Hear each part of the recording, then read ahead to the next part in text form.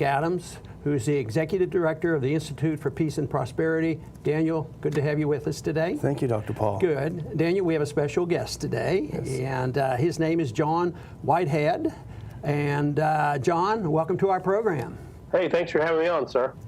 John is an enthusiastic supporter of civil liberties. He's been involved for a long, long time. He started the Rutherford Institute in 1982, so he's been at this and has done some many great works. But one thing we want to do today is to talk a little bit about his new book, Battlefield America, and the subtitle is The War on the American People.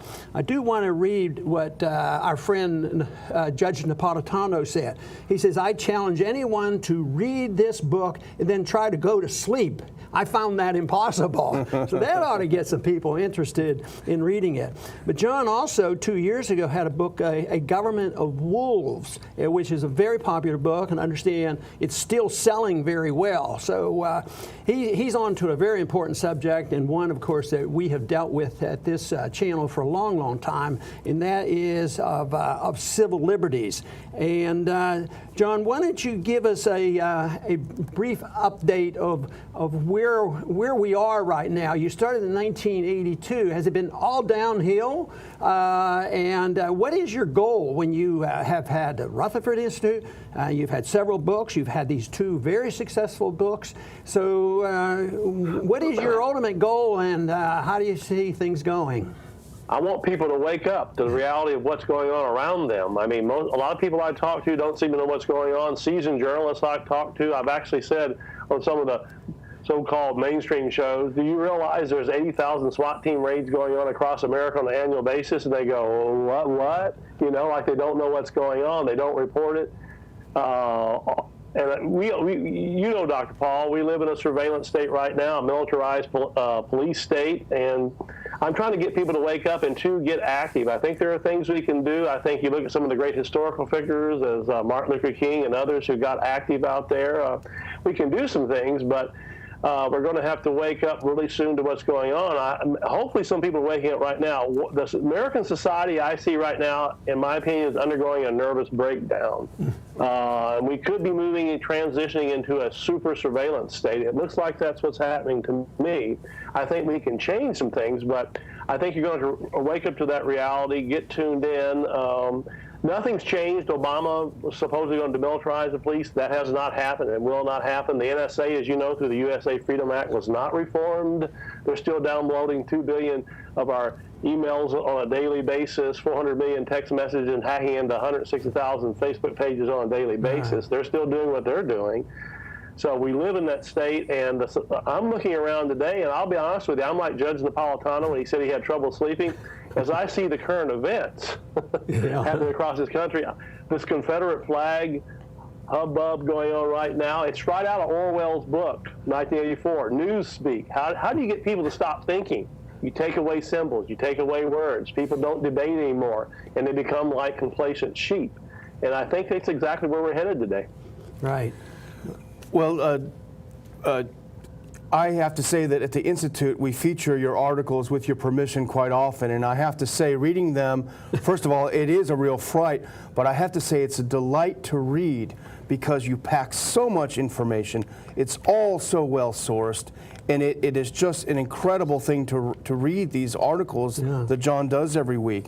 But you know, one of the things I wanted to ask you, John, you sort of touched on it just now, but as I read your work and think about it, I think about the media, the mainstream media. You know, a couple of months ago, I think you did an excellent column on the reality TV show and how it just anesthetizes people's brains. But how do you, when the media tells us, hey, if you've got nothing to hide, you've got nothing to fear, how do we break through this hold that they have really on the majority of the population? Well, they have a tremendous hold. You know, they form public opinion, and as I show in my book, The Battlefield America, Carl Bernstein of Woodward Bernstein fame said that the CIA, NSA, they vet newspapers and TV channels. They mentioned some of the larger, the New York Times, they're vetting news. It's going to be difficult. As I show in my book, the average American watches 150 hours of television a month, and I'm talking about, you know, mainstream media, reality shows, and all that garbage you see on television where people don't think anymore. What I'm asking people is, hey, if you really believe in freedom, you're going to have to turn the television off for a while. Maybe give me 1/3 of those hours, or the nation 1/3 of those hours for freedom. The average young person, by the way, is up on screen time today on either a cell phone, a laptop, or whatever, 8 hours a day. If you're tuned into that unreality, and it is unreality, we live in a real world, the virtual world, you're not going to do much at all. So how to get people off of those today? I see it as an addiction and a drug. And as I show in my book, the social psychologists saying we're facing cultural death if we don't wake up pretty soon and get active in our local communities. And I think that's where we have to start. Well, John, there was one quote that you used in your book that caught my attention, and once again, this gets people's attention, and that is you used Hitler as a quote. And he says for what he wanted to have success, that you have to have constant and regular employment of violence. And that says a lot, and that's what you're talking about. From what I read and what you're saying is there is a lot of violence, but it looks like it's violence of the state against the people, whether it's through propaganda or the physical violence and the spying and the arrests and all the laws and rules and regulations. But you know, the one thing is we do use labels, and in this case, I think the libertarian principle of no violence sort of contradicts everything that Hitler says, because we take a pledge not to initiate it. But once again, on the labels, what I like about what you do and say, and I make an effort to do this, is to wake up not just the hardcore libertarians, they generally are pretty good on civil liberties, but you know, this is an opening for constitutional conservatives, good, decent liberals who are sincere, and then you have the libertarians. So in many ways, we bring together, and it has to do with the very theory of your book, and that is the use of violence and how are we going to curtail the government's use of violence. But as far as I can tell, as long as people want the welfare state and the warfare state, they've endorsed violence, and that is our challenge, I think. Yeah, a lot of people do endorse violence. I mean, when I write some of my columns, I'll get it from different directions saying, why would you criticize the police? Well, I'm not basically criticizing all police, but I'm criticizing the cop who shoots an unarmed citizen in the back, who slams someone who disagrees with him on a sidewalk, who doesn't want to show an ID, slams them face down and breaks their skull open. But you mentioned Hitler. That's how the Nazis transitioned. Like I say, the government, the society I see right now, to me, is undergoing a nervous breakdown. It happened in Nazi Germany, and I talk about it in my book. They used that to transition into a total surveillance state where everybody was basically controlled. And people forget, in Nazi Germany, 80% of the population most of the time lived pretty well. It's that 20 or 30% they were shelling off to the concentration camps. But that's the kind of situation we're moving in now. Like I say, I think we're in a transition right now into a total surveillance state. And Aldous Huxley said it in his writing, Brave New World Revisited. That was the transition. When they start cracking skulls, people get afraid, they start getting in line, and they don't object anymore. And I'm seeing that across the quarters. There are some people who are standing up, but as you say, quoting Hitler, he knew well. Another quote in there by Hitler, by the way, he says, if you can get people together in groups and make them march and Sieg Heil, they stop thinking. As I show in my book, scientists say when you get people in groups and get them together and they go, oh yeah, and they all march in the same direction, no one's thinking. And one social psychologist called it we-ness. In other words, we get together and we do this, but that individual starts looking strange. The Ron Paul, the John Whitehead, whoever is out there saying we don't disagree, and so you get kind of pigeonholed. But the thing is that I see a growing movement, by the way. A lot of young people are getting fed up with what's going on, and they're starting to distrust the government more and more. And James Madison said it best, the fellow who wrote our Bill of Rights, we ought to mistrust all those in power. And I say that should be the philosophy of every American citizen. Right. That's a great point about people stopping thinking. You know, Gustave Le Bon wrote the famous book about the mob and the mob mentality. And you made a reference to it earlier in your talk, we're seeing a lot of that today. People want to rip down the Jefferson Memorial now, and they're ripping down statues, and it's like this kind of collective insanity when this happens. But it's news speak. It's right out of Orwell. If people are not debating, I mean, how do you destroy history? You have to completely destroy it so people don't think about it anymore. We don't want to think about slavery anymore. We don't want to think about those things. As I quote Rod Serling, the guy who wrote the Twilight Zone series, in a great commentary, he says, we need the concentration camps to keep standing even though they're empty as a reminder of how cruel we can be. We need those landmarks. Mm-hmm. But people, again, I don't think the government, the mainstream media, which they seem to work hand in hand, they don't want us to think. Mm-hmm. If you think, you start rebelling. And what George Orwell say? You can't become conscious until you rebel. So give me a few more rebels out there, right. folks. John, I want to ask you about a specific case going on and see how you analyze this. And it has to do with an event that's ongoing or coming to Texas, and that's that Jade Helms issue. It involves, the use of the military and the concern that even our own governor has expressed. Of course, we've seen the U.S. military training in different states, numerous times. So do you see this a little bit differently? Should we be concerned, or should we try to calm people down and say, hey, look, the military's been in every state and they're welcome because that brings money to the state. So that's sort of a mixed bag. But in Texas, it's a big issue, as it is for a lot of other people around the country. What's your assessment of this? Well, my study of Jade Helm, the slogan for Jade Helm is mastering the human domain. Well, I looked in to see what in the world were they talking about, mastering the human domain. And what the military has come up with this idea, and this is not just the military, by the way, this is working with the NSA and the other groups, is they're infiltrating the population, the military. They're learning how to put down, basically find who the rebels are. It's almost like predictive policing.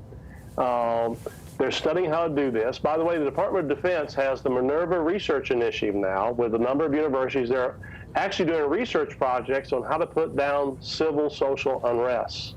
Well, you know what that is. That's free speech activity. Yeah. So in my opinion, a lot of this Jade Helm stuff is basically coordinated by behaviorists, by the way, and we've actually studied the urban crisis actors. If most people don't know those exist, they're coordinated by the Department of Homeland Security and other agencies. They're hired actors. They study with behaviorists on how to infiltrate groups. The FBI, by the way, has been doing that since the 1960s. But infiltrating groups, some of them were in the Ferguson protest and the Baltimore protest.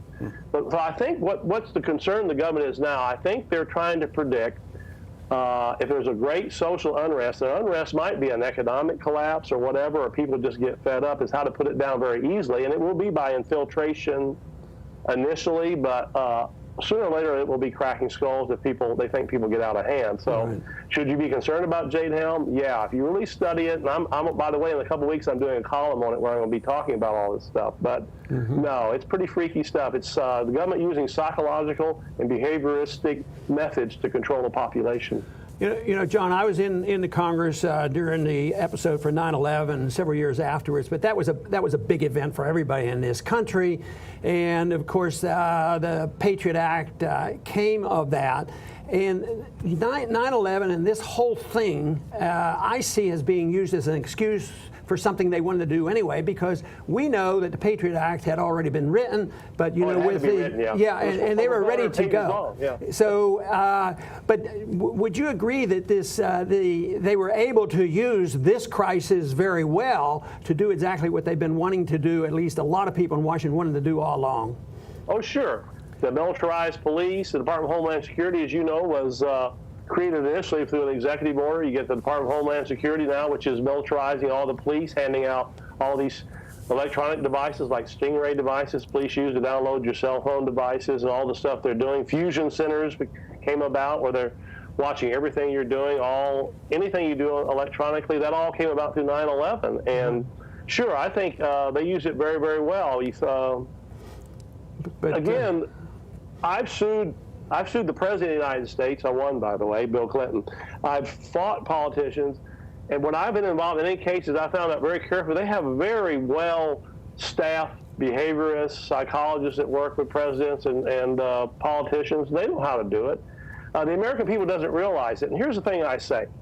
That isn't the government, folks. You are the government. You won't be the government. We are the government. It's time to start being the government and saying, stop this stuff. We're going to take control. And if you want it, you're going to get cracked in the skull, but we can stop it. So, and I think you're correct. They use any event to assume more control because, again, I quote Orwell, the ultimate ends of power is power and control. Right.